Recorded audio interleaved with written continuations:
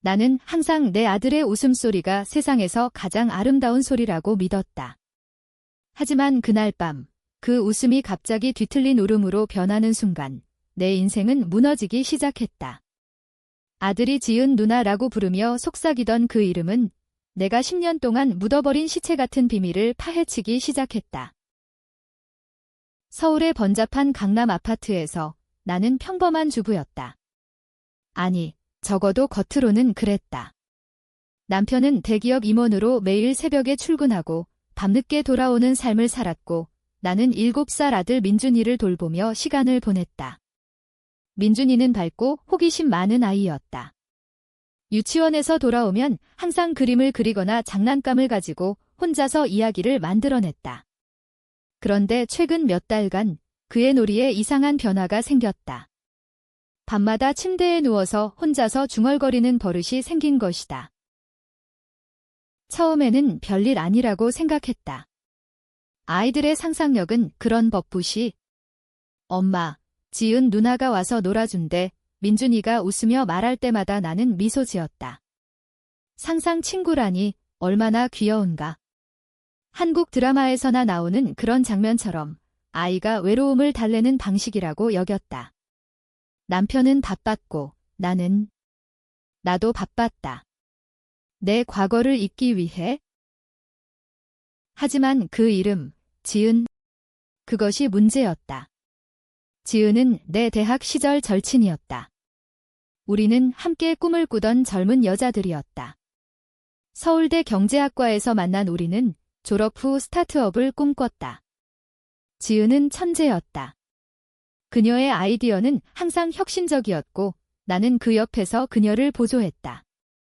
하지만 질투는 은밀한 독처럼 스며든다. 지은의 사업계획서가 완성되던 그날 나는 그것을 훔쳤다. 내 이름으로 투자자를 끌어들였고 회사를 차렸다. 지은은 모든 걸 잃었다. 그녀는 자살했다. 공식적으로는 우울증 때문이라고 했지만 나는 알았다.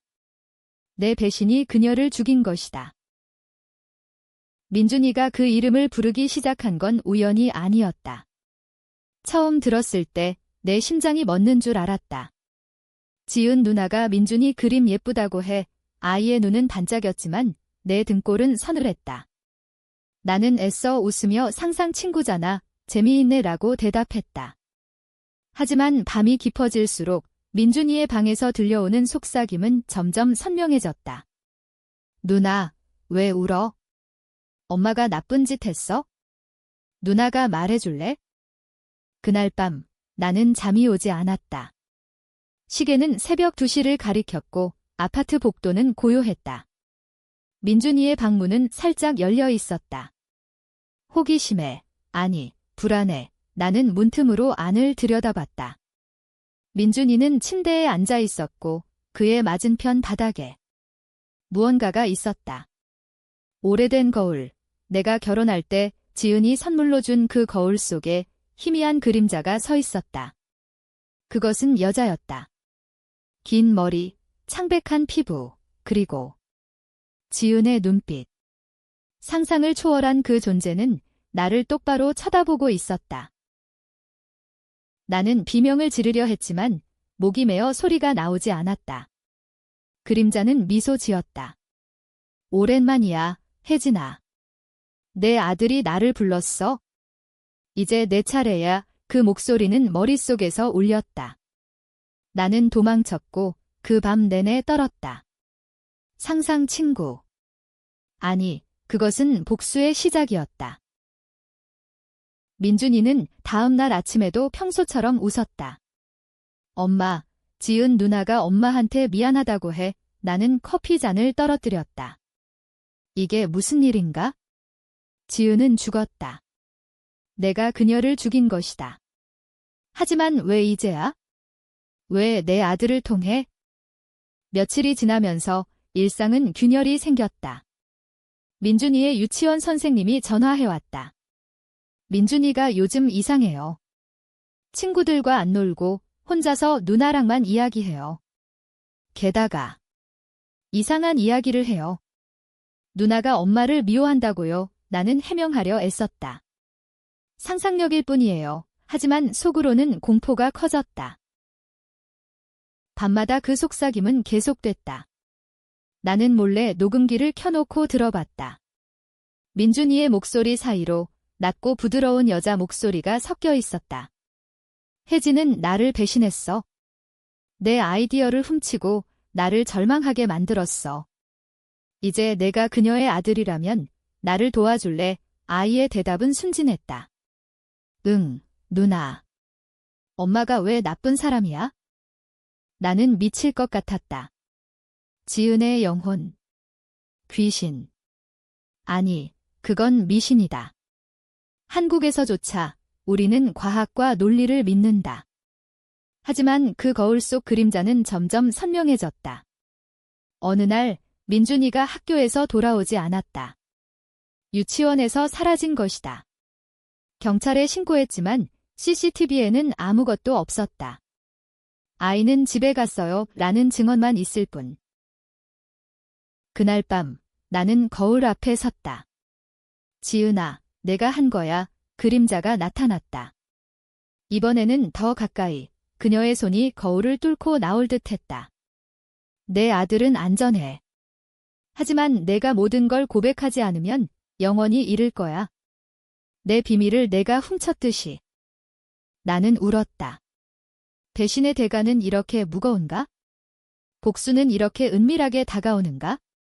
서울의 네온 불빛이 창문을 두드리는 동안 나는 결심했다. 싸워야 한다. 하지만 어떻게? 내 아들을 구하기 위해 나는 과거를 파헤쳐야 했다. 민준이가 사라진 지 사흘째였다. 경찰은 다동 납치 가능성을 언급했지만 단서는 없었다.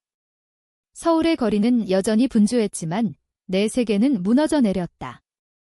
남편은 출장 중이었고 나는 혼자서 지은의 그림자와 대면했다. 매일 밤 거울 앞에서 그녀는 더 가까워졌다. 기억나. 우리 둘이 카페에서 밤새워 사업 계획을 세우던 그날. 내가 내 노트북을 슬쩍 훔쳐갔지?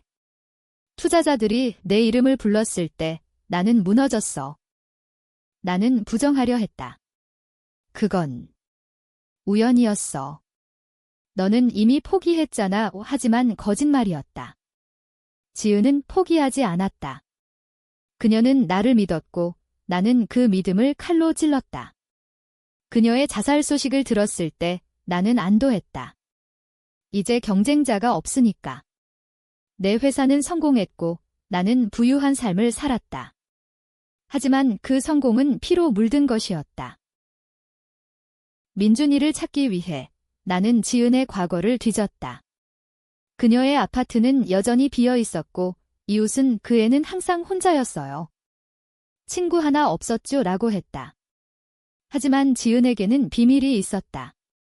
그녀의 일기장, 내가 훔친 후에야 발견한 그것. 혜진이가 내 아이디어를 원한다면 주지. 하지만 배신하면 영원히 후회하게 할 거야. 그녀는 자살 전에 임신했다. 아이의 아버지는 알 수 없었다. 그 아이는 사라졌다. 그날 민준이의 방에서 이상한 소리가 났다. 나는 달려가 문을 열었다. 아이는 거울 앞에 앉아 있었고 그의 손에는 지은의 일기장이 쥐어져 있었다. 엄마, 누나가 이거 줬어. 읽어봐. 나는 빼앗으려 했지만 아이의 눈은 공허했다. 엄마가 누나의 아기 죽였어? 왜? 충격에 나는 주저앉았다. 민준이는 지은의 아들. 불가능하다. 하지만 기억이 떠올랐다. 지은의 임신 소문, 그녀의 갑작스러운 은둔. 자살 후 병원에서 유산 처리된 아이. 나는 그 아이를 입양했다. 남편과 합의한 익명 입양. 민준이는 내 피가 아니었다. 그는 지은의 복수 도구였다. 지은의 목소리가 방을 채웠다. 그래, 혜진아. 내가 내 회사를 훔쳤듯이 나는 내 삶을 훔쳤어. 민준이는 내 아들이야. 내가 키운 척했지만 이제 진실을 알 때야. 그녀의 그림자는 이제 실체를 얻었다. 차가운 손이 내 어깨를 짚었다. 고백해. 아니면 민준이를 영원히 데려갈게. 나는 도망쳤다. 거리로 나와 비가 내리는 서울거리를 헤맸다. 택시를 타고 지은의 묘지로 갔다. 그녀의 묘비 앞에서 나는 무릎 꿇었다. 미안해. 돌려줄게. 모든 걸 하지만 묘지는 고요했다. 복수는 아직 끝나지 않았다. 집으로 돌아오니 민준이가 기다리고 있었다. 엄마, 누나가 가라고 해. 하지만 나 안 갈래. 엄마 사랑해. 아이의 미소는 순수했지만 눈동자에는 지은의 그림자가 스쳤다. 나는 안아주며 울었다. 이 아이를 구하려면 내가 희생해야 했다. 남편이 돌아왔다. 그는 민준이의 실종을 듣고 충격받았지만 곧 의심의 눈초리를 보냈다. 혜진, 내가 뭔가 숨기고 있지? 민준이가 이상한 말을 했어? 내 과거에 관한 나는 부정했다. 상상일 뿐이야. 하지만 남편은 조사했다. 내 회사의 기원, 지은의 자살 사건. 그는 나를 추궁했다. 너 그 여자 배신했어? 우리 결혼 전에? 진실이 드러났다. 남편은 이혼을 선언했다. 민준이가 내 아들이 아니라는 것도 알았어. 내가 숨긴 거지. 그는 민준이를 데리고 나갔다. 법정 싸움, 양육권. 서울의 변호사 사무실은 내 악몽이 됐다. 지은의 그림자는 이제 모든 곳에 있었다. 거울뿐 아니라 창문, TV 화면. 좋아, 이제 내 가족을 빼앗아 볼까? 민준이는 남편 곁에서 더 이상한 행동을 보였다. 아빠, 지은 누나가 아빠도 미워해. 아빠가 엄마 도왔으니까. 남편은 정신과를 찾았지만 아이의 증상은 악화됐다. 밤에 비명을 지르며 깨는 민준이. 누나가 데리러 와. 나는 지은과 대면하기로 결심했다. 민준이의 방 거울 앞에서 나는 촛불을 켰다. 한국 무속 신앙처럼 염을 부르는 의식. 나와, 지은아. 내 아들을 돌려줘. 복수는 나한테 해. 그림자가 나타났다. 이번에는 완전한 형체. 그녀의 얼굴은 젊었지만 눈은 증오로 물들었다. 복수. 이건 정의야, 혜진아. 내가 내 꿈을 훔쳤듯이 나는 내 꿈을 파괴할게.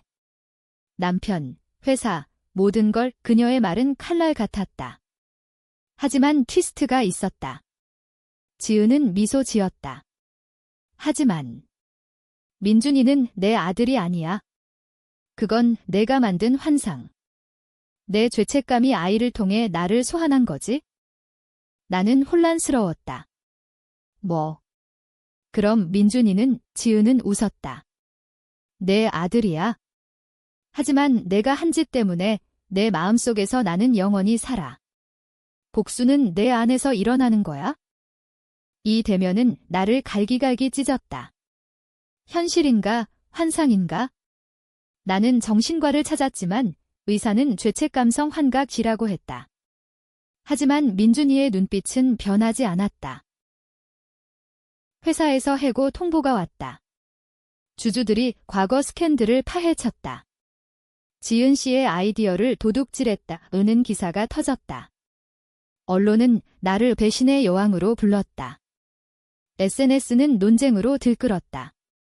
그녀가 지은을 죽인 살인자야. 증거 없어. 과도한 비난이야. 지은의 팬들은 나를 증오했고 나의 옹호자들은 시대적 압박이라고 변호했다.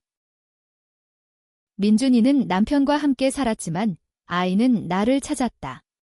엄마, 누나가 사라졌어. 이제 엄마만 있으면 돼. 하지만 그 말 뒤에 숨겨진 것은? 나는 민준이를 데리고 도망쳤다. 제주도로 바다를 보며 숨을 고르려 했다. 하지만 지은은 따라왔다. 호텔 거울에서. 도망칠 수 없어. 내가 한 선택의 대가야. 고조는 제주 해변에서 왔다. 민준이가 물가에서 사라졌다. 파도 소리 속에 지은이 서 있었다. 선택해. 민준이를 구하려면 내 삶을 포기해. 자살해. 나처럼 나는 갈등했다. 아이를 구할까? 아니면 살까? 왜 나만? 너도 잘못 있었어. 내가 더 강했어야 했어. 지은의 눈에 눈물이 고였다. 맞아. 나는 약했어. 하지만 내 배신이 나를 만들었어. 이 순간 독자는 치어 PH. 지은은 피해자인가 가해자인가? 나는 그녀를. 우리는 모두 회색 지대였다. 최종 트위스트. 민준이가 돌아왔다. 엄마, 누나는 내 상상 친구였어. 병원에서 약 먹으니까 사라졌어. 지은은 환상이었다. 내 죄책감이 만든. 하지만 마지막 밤, 거울 속에서 그녀가 속삭였다. 그래, 환상이야. 하지만 내가 만든 환상은 영원해. 복수는 끝나지 않아. 나는 고백했다. 기자회견에서 모든 걸 털어놓았다. 회사 잃고, 남편 잃고, 하지만 민준이는 곁에 있었다. 결말은 바이키치, 나는 감옥에 갔지만 민준이는 행복했다. 아니면 코하우. 독자가 판단할 일. 지은아, 미안해. 이제 자유로워져. 하지만 거울 속 그녀의 미소는 여전했다. 복수는 끝나지 않는다.